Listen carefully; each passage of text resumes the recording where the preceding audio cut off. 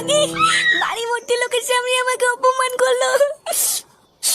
লেউরি, আমি নাকি বাথরুমে ওকে মেরে মেয়েদের চান করা দেখেছি।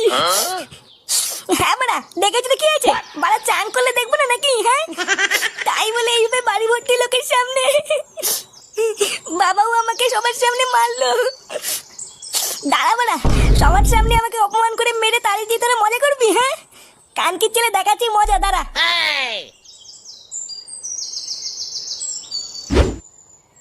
বাবা চলুন কিছু খেয়ে নেবেন।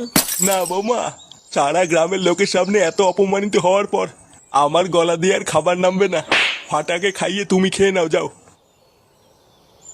নান্টু বাবু, রান্নাগুলো হেভি হয়েছে বুঝলেন। বহুদিন পর আজকে সেটা ভরে খেলাম। আর মাছের ঝোলটা যা হয়েছে না, এখনো মুখে লেগে আছে। আমি তো ভাবছি বাড়ি গিয়ে গিন্নির হাতে একটা বাটি দিয়ে পাঠাবো। আচ্ছা, পাঠিয়ে দেবেন।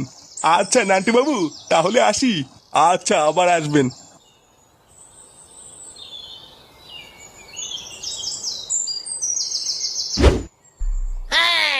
আরে ফুটো যে, এই কে রে বাড়া? আরে